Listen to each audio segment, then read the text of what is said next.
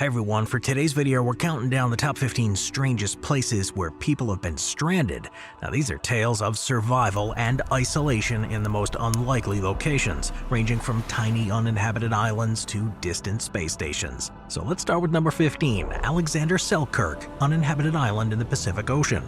Alexander Selkirk was a Scottish privateer and a Royal Navy officer who spent 4 years and 4 months as a castaway from 1704 to 1709 after being marooned by his captain, initially at his request on an uninhabited island in the South Pacific. He did survive but died from tropical illnesses years later while serving as a lieutenant aboard the HMS Weymouth off West Africa. In September 1704, after parting ways with Dampier, Captain Stradling brought Cinque Ports to an island known to the Spanish as Masa Tierra, located in the uninhabited Juan Fernandez archipelago, 670 kilometers off the coast of Chile. He declared that he would rather while wild turnips, the leaves, the indigenous cabbage tree, and dried Chinese fruits offered him a variety and spice. Well, rats would attack him at night, but he was able to sleep soundly and in safety by domesticating and living near feral cats.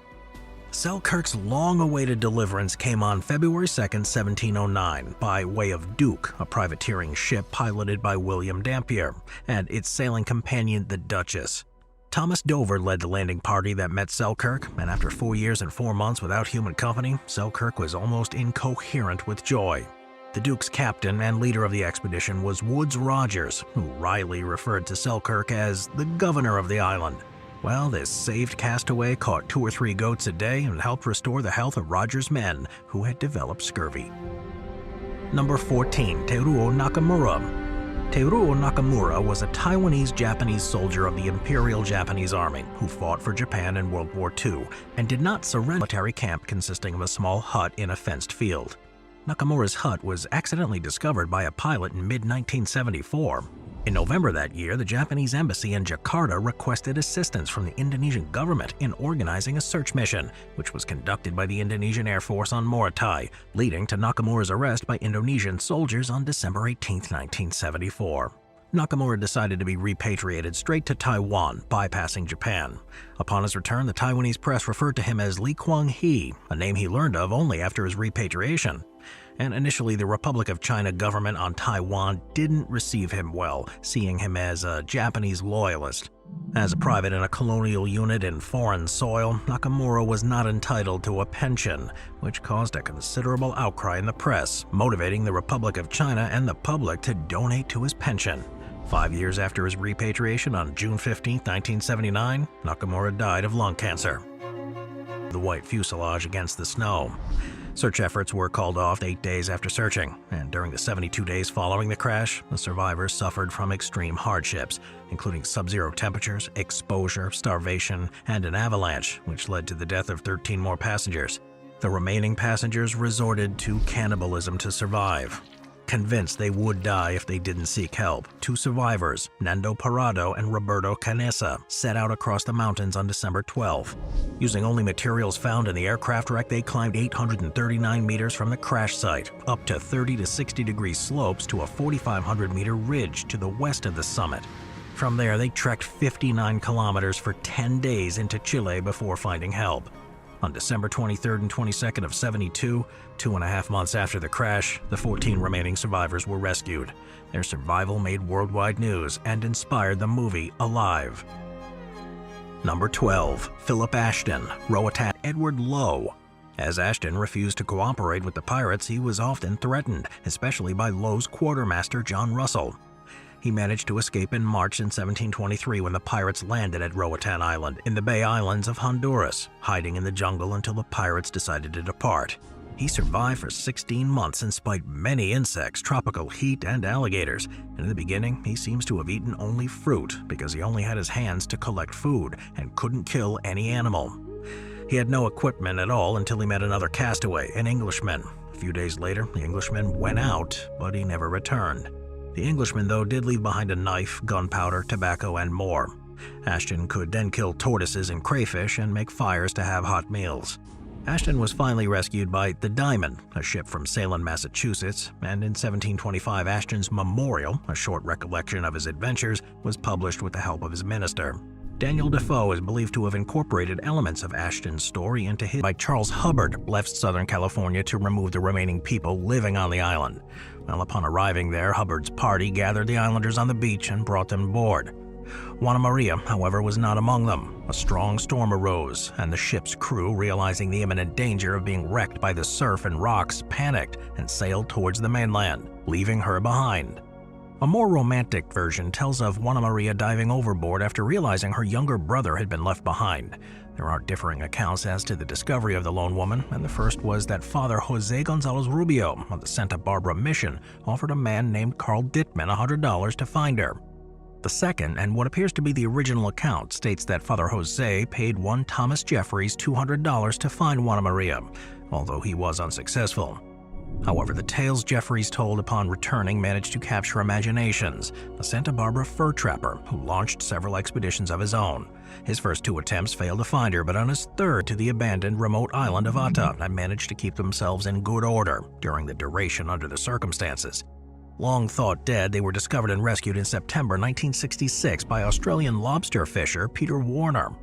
In June 1965, the boys ran away from St. Andrew's Anglican boarding school. They had stolen a 24-foot boat on short notice and with little preparation. After they anchored for the night, the storm broke their anchor rope. The boat's sail and rudder were quickly destroyed by the wild winds, and over the next 8 days they drifted almost 320 kilometers, generally southwest, bailing water from their disintegrating boat until they sighted the island. At that point, they abandoned their ship and swam to the shore over the next 36 hours. After escaping the sea, the boys dug a cave by hand and hunted seabirds for meat, blood, and eggs. And initially they were desperate for food and water, but their situation improved after 3 months when they discovered the ruins of the village of Colomali, an island's volcanic crater, following a 2-day climb. Told that serious criminals were sometimes marooned there. When the ship was close enough, Stephen dived in and swam to the boat, explaining himself in English. And after an enormous celebration, the group was hired by Warner to crew a lobster boat. Number 9. Tim Shattuck and his dog Bella. Tim Shattuck used to spend his days working for a large tech company. Quote, "I was a very different man, wearing a big suit and tie, and it was not right for me. I realized I needed to change my life." End quote. Well, so one day he took his computer and went into the depths of nature, in the mountains and to remote places in Asia. Then he turned to the sea, a sea that would come close to ending his life. In 2020, his path led to Mexico, where he decided to sail from La Paz, in the state of Baja California Sur, to French Polynesia. Nearly 1,200 miles away from land and without communication, a storm tore off his sail, killed his engine, and left him adrift in the wildest part of the Pacific. A tuna boat found him on July 12th and rescued him, along with his dog Bella. "Future, probably on a much bigger boat," he said. "Maybe a cruise ship, just sit in my lounge, eat my food, air conditioning, and a big screen TV." Number 8. The Donner Party, the Sierra Nevada mountain range. The Donner Party were a group of American pioneers who migrated to California in a wagon train from the Midwest. Delayed by a multitude of mishaps, they spent the winter of 1846 and 1847 snowbound in the Sierra Nevada mountain range. Some of the migrants resorted to cannibalism to survive, primarily eating the bodies of those who had succumbed to starvation. Now, the Donner Party originated from Springfield, Illinois, and departed Independence, Missouri, on the Oregon Trail in the spring of 1846, behind many other pioneer families who were attempting to make the same trip. The journey west usually took between 4 and 6 months, but the Donner Party was slowed after electing to follow a new route called the Hastings Cutoff, which bypassed established trails and instead crossed the Rocky Mountains. The desolate and rugged terrain and the difficulties they later encountered while traveling along the Humboldt River, Oguri-Jukuchi, 484 days at sea. Oguri-Jukuchi was one of the first Japanese citizens known to have reached present-day California. He and his 14-man crew, bound for Edo, were sailing off the Japanese coast in 1813 when their ship, the Tokujomaru, was disabled in a storm. The ship drifted across the Pacific, reaching the vicinity of Santa Barbara on the coast of Alta California, then part of New Spain in late March 1815. Oguri and 2 surviving crew members were rescued at sea by the Big Forester under Captain William J. Piggott. According to the brig's sailing master, Alexander Adams, a ship in distress was spotted on March 24, 1815, which proved to be Japanese and had lost both mast and rudder. Captain Piggott sent Adams to Tokujomaru, where he found 3 survivors and brought them to Forester. Details about the rescue differ in the accounts written by Adams, Piggott, and others, such as the Russian naval officer Otto von Kutzbe, in part due to language difficulties. Piggott said that the original crew of the ship, Japanese sailors, were first taken to Bodega Bay near Fort Ross, then to Sitka. A Russian ship took the Japanese survivors back to Japan.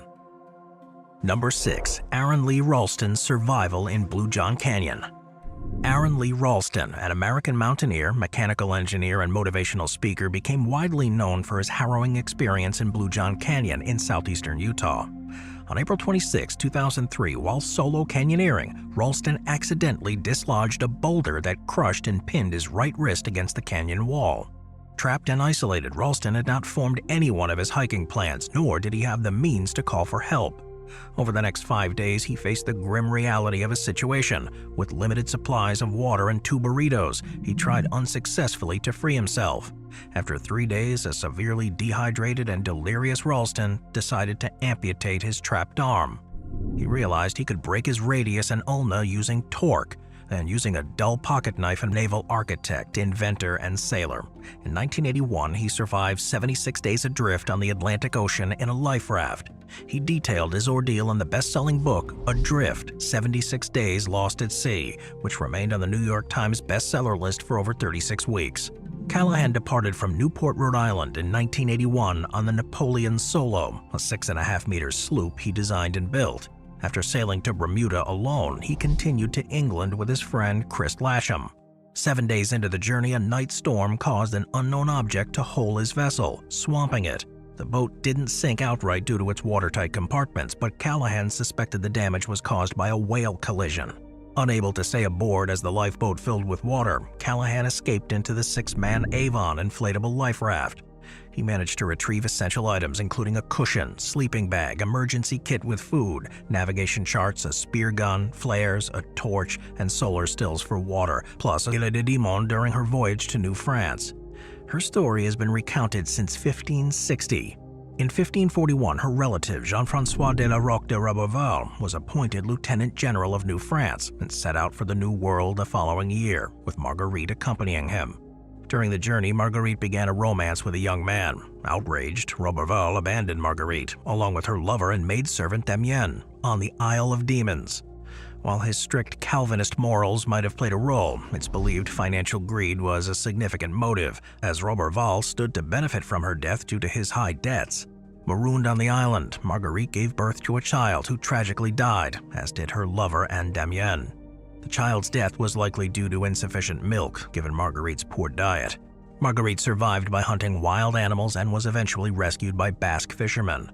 The Island of Demons is believed to have been named after Marguerite, with demoiselle meaning young lady in French. Her Remara became trapped in an ice floe and was torn from its moorings, drifted away with ocean currents for over 6 months. Eventually, the Aurora broke free, but with a damaged rudder, had to return to New Zealand, leaving the shore party marooned. Despite severe setbacks, including interpersonal disputes, extreme weather, illness, and the deaths of 3 members, the Ross Sea Party completed their mission. They laid the crucial supply depots that Shackleton's team would need if they reached that point. The stranded party endured until January 1917, when the repaired and refitted Aurora returned from New Zealand to rescue them. Public recognition for the Ross Sea Party's efforts was slow, but eventually 4 Albert Medals were awarded to its members, 2 of them posthumously. Their story stands as an example of human endurance and the spirit of exploration. Number 2. Sergei Krikalev, stranded on Mir during the Soviet collapse. Sergei Krikalev, a Russian mechanical engineer and former cosmonaut, faced an unprecedented situation when to the extended mission, Krikalev experienced time dilation, making him 0.02 seconds younger than his peers upon return to Earth on March 25, 1992. Often referred to as the last Soviet citizen, Krikalev's ordeal is documented in Andrei Yujika's 1995 documentary Out of the Present and inspired the 2017 film Sergio and Sergei. During his time on Mir, Krikalev communicated with amateur radio operators worldwide, forming a notable connection with Margaret Laquinto. They spoke daily for a year, marking the first successful communication via packet radio between an orbiting space station and an amateur operator. Laquinto provided Krikalev and his crew with uncensored news about the collapsing Soviet Union, maintaining a vital link to the changing world below. Number 1. Hiro Onoda. Hiro Onoda was a Japanese intelligence officer in the Imperial Japanese Army who continued to fight in World War II long after it ended. Following the war's conclusion and executing his mission, which facilitated the United States and Philippine Commonwealth Forces' capture of the island on February 28, 1945. Soon after, all but Onoda and 3 other soldiers had either perished or surrendered. Onoda, now a lieutenant, led his remaining men into the hills where they continued guerrilla warfare and had several skirmishes with local police. Throughout his time in hiding, Onoda and his companions allegedly killed up to 30 Filipino civilians. Despite leaflets being dropped in late 1945 declaring the war's end, Onoda's group dismissed them as enemy propaganda. Over the years, his companions either died or surrendered, leaving Onoda alone. On February 20, 1974, Onoda was finally discovered by Norio Suzuki, a Japanese explorer traveling the world. Suzuki informed Onoda that the war had ended and that the emperor wanted him to return home. This message convinced Onoda to surrender, bringing his decades-long war to a close. Onoda's extraordinary